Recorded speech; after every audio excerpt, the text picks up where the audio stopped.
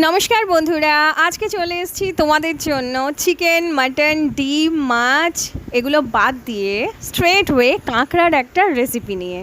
আমি কিন্তু কাঁকড়ার যে কোনো পদ বাড়িতে রান্না হলে একটু ভাত বেশি খেয়ে ফেলি। চলো দেখে নিই আজকে কাঁকড়ার তেল ঝাল কিভাবে বানাবো। প্রত্যেককে জানাই স্বাগত আমার চ্যানেল সহজ রান্নাতে। তো দেখো এখানে প্রথমে আমি কাঁকড়া নিয়েছি। এই কাঁকড়াগুলো কিন্তু এখন অপরিষ্কার, এগুলো শুধুমাত্র বাজার থেকে কেটে এনে আমি তোমাদের সামনে রেখেছি। কাঁকড়ার সাইডে এক ধরনের নরম একটা পার্ট হয়, যেটা আমি হাত দিয়ে দেখালাম এইমাত্র। ওই পার্টটাকে কিন্তু হাত দিয়ে চেপে ফেলে দিতে হয়। আর এই যে পায়ের ভাঁজগুলো, এই ভাঁজগুলোতে দেখো মাটি মাটি মতন লেগে থাকে, এটাকে কিন্তু পরিষ্কার করতে হয়। তো চলো এটাকে জল দিয়ে ভালো করে পরিষ্কার করে ধুয়ে তারপর আমরা আমাদের রেসিপিতে এগোই। দেখো এখন আমি সুন্দর করে ধুয়ে নিয়েছি, এখন কিন্তু এই পায়ের ভাঁজগুলোর মধ্যে কোনো মাটি নেই আর। তো হয়ে গেল আমাদের কাঁকড়াটাকে সুন্দর করে ধোয়া। একেবারেই পরিষ্কার করে ধোবে, না হলে কিন্তু মাটি যদি লেগে থাকে তাহলে কিন্তু পুরো রান্নাটা খেটে খুঁটে বানানোর পর পুরোটাই ব্যর্থ হয়ে যাবে। হয়ে গেল আমাদের পুরোপুরি কাঁকড়া পরিষ্কার। এবার চলো দেখে নিই এটাকে ম্যারিনেট কিভাবে করব। ভেরি সিম্পল, সামান্য একটু নুন আর সামান্য একটু হলুদ মিলিয়ে এটাকে মেখে নেব। কি করে মাখবো? হাত দিয়ে একেবারেই না, আমি তোমাদেরকে দেখিয়ে দিচ্ছি স্ক্রিনে, যেভাবে চেষ্টা করবে ওইভাবে মাখতে। বাটির মধ্যে এটাকে নিয়ে একটু ঝাড়া দিয়ে দিয়ে এইভাবে এলোমেলোভাবে পুরোটা একে অপরের সঙ্গে মিশে যাবে।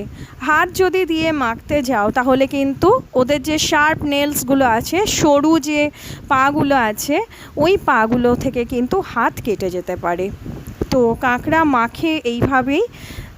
এরকম সাইজের কাঁকড়া, মানে এটা মাঝারি সাইজের কাঁকড়া, আর বড় কাঁকড়া হলে তো হাত দিয়ে করাই যায়, অসুবিধা হয় না।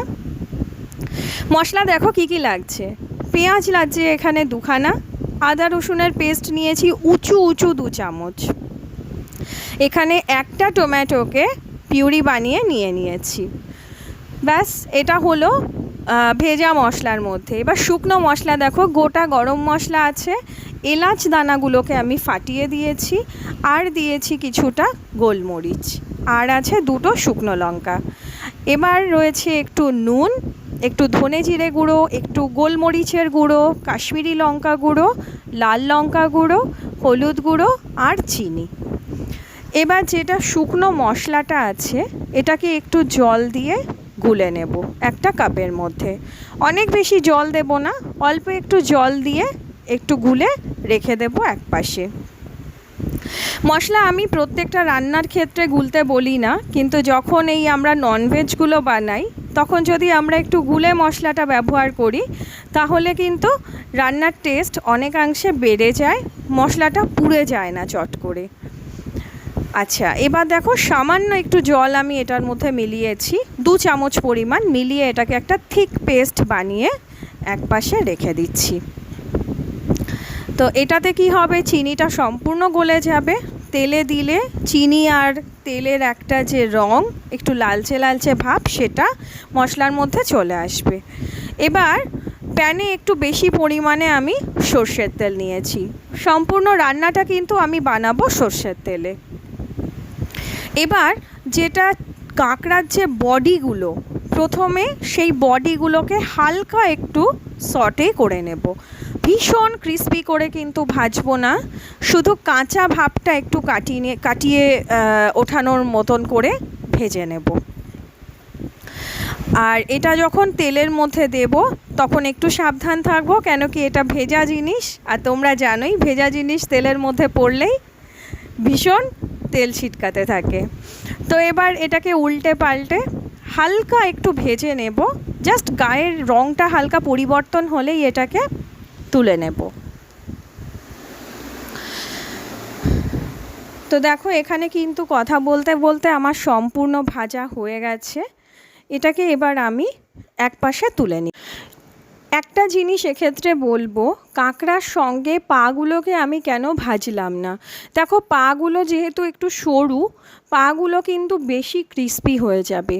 বেসিক্যালি এই সাইজের কাঁকড়াটাতে খাওয়ার মতন কিছু থাকে না, শুধুমাত্র চিবিয়ে রস খেয়ে ফেলে দেওয়া ছাড়া আর কোনো উপায় থাকে না। কিন্তু কেন জানি না আমার পার্টিকুলার এই সাইজের কাঁকড়া ভীষণ পছন্দের।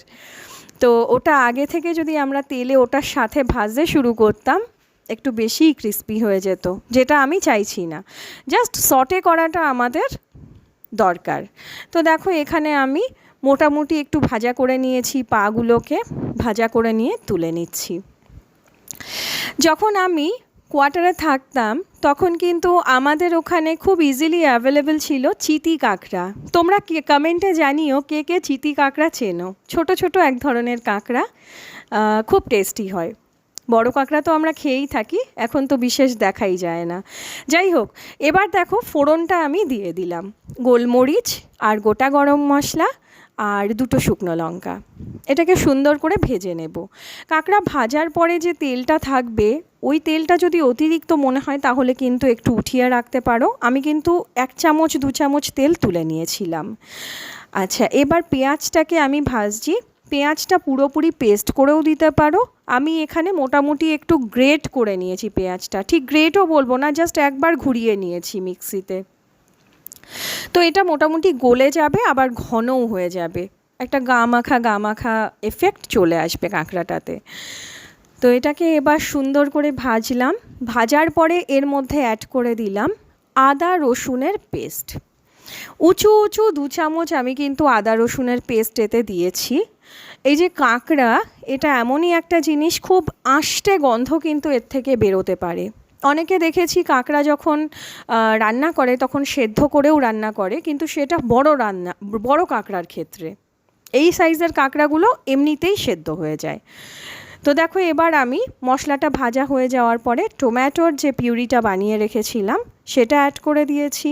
এবার এটাকেও মিডিয়াম টু লো ফ্লেমে আমি কিন্তু সম্পূর্ণ ভেজে নেব, যতক্ষণ পর্যন্ত এর থেকে একটু তেল রিলিজ করতে না শুরু করবে ততক্ষণ অবধি এটাকে আমি কিন্তু ফ্রাই করতে থাকবো। তো দেখো এবার মোটামুটি কষতে কষতে এর থেকে কিন্তু তেল বার হতে শুরু হয়ে গেছে। এবার এই পর্যায়ে আমি এতে অ্যাড করে দেব আগে থেকে যে গুলে রাখা মশলাটা, ওটা। আর এটার যে কাপে যেটুকু মশলা লেগে থাকবে সেটুকুও সামান্য একটু জল দিয়ে গুলে কিন্তু আমি এর মধ্যে দিয়ে দেব। তো এতে কি হবে, মশলাটা চট করে পুড়েও যাবে না, আবার মশলাটা খুব ভালোভাবে কিন্তু ভাজা হয়ে যাবে। কষানো যদি কোনো রান্নাতে ভালো হয় মশলা, সেই রান্নাটা কিন্তু টেস্টি হতে বাধ্য, কেন কি সমস্ত খেলাটাই এই মশলা কষানোর ওপরে।